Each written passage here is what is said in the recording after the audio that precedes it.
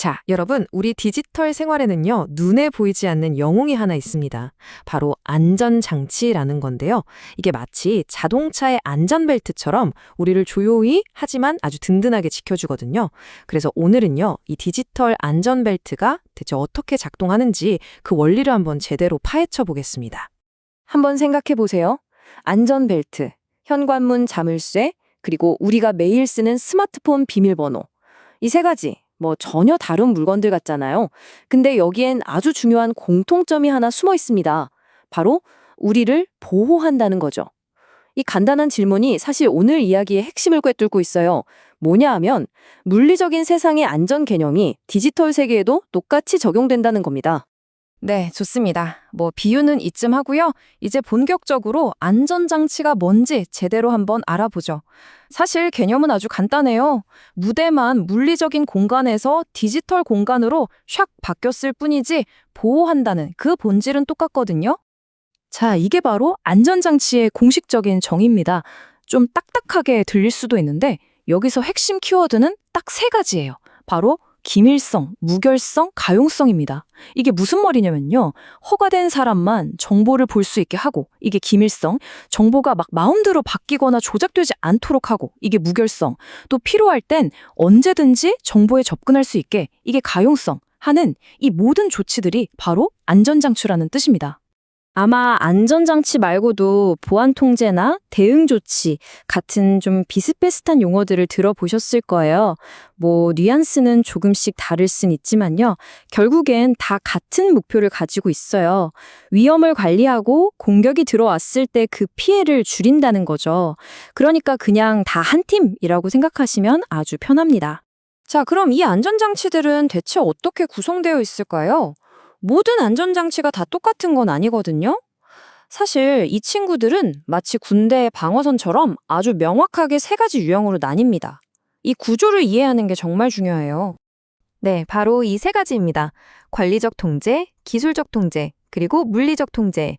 이 세 가지가 각각 다른 역할을 맡으면서도 서로 긴밀하게 협력해서 아주 강력하고 포괄적인 방어 체계를 만들어내는 거죠.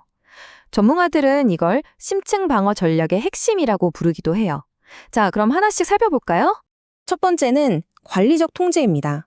저는 이걸 좀 쉽게 사람과 문서에 관한 규칙이라고 부르고 싶은데요. 이건 어떤 기술적인 게 아니에요.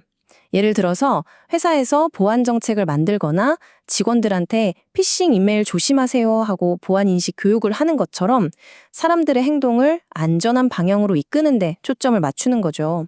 두 번째는 기술적 통제입니다. 아마 이게 우리가 사이버 보안 하면 가장 먼저 떠올리는 바로 그것일 거예요. 예를 들면 우리 컴퓨터를 지켜주는 방화벽, 중요한 데이터를 아무나 못 보게 꽁꽁 숨겨주는 암호화, 또 바이러스 백신 프로그램처럼요. 하드웨어나 소프트웨어를 통해서 시스템 자체에 내장된 그런 기술적인 보호 장치들을 말하는 겁니다. 자, 그리고 마지막으로 물리적 통제입니다. 혹시 우리가 맨 처음에 이야기했던 현관문 잠금 장치 비유 기억나시나요? 바로 그겁니다. 중요한 데이터가 저장된 서버실의 문을 잠그거나 감시 카메라를 다는 것처럼요. 데이터가 담긴 실제 장비나 시설에 아무나 함부로 들어오지 못하게 막는 모든 물리적인 조치들이 여기에 포함됩니다.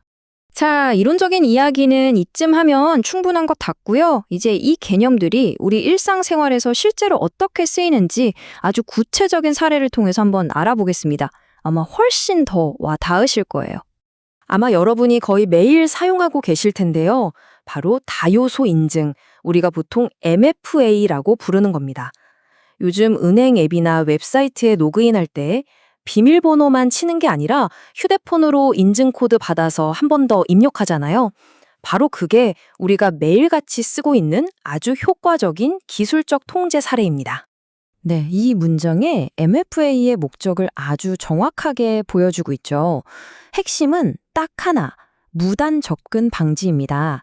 이게 무슨 뜻이냐면 만약에 누군가 내 비밀번호를 훔쳐서 첫 번째 문을 열더라도 두 번째 문을 하나 더 만들어서 침입을 막는다는 거죠. 정말 단순하지만 엄청나게 강력한 아이디어예요. 이걸 보시면 그 차이가 확 느껴지실 겁니다.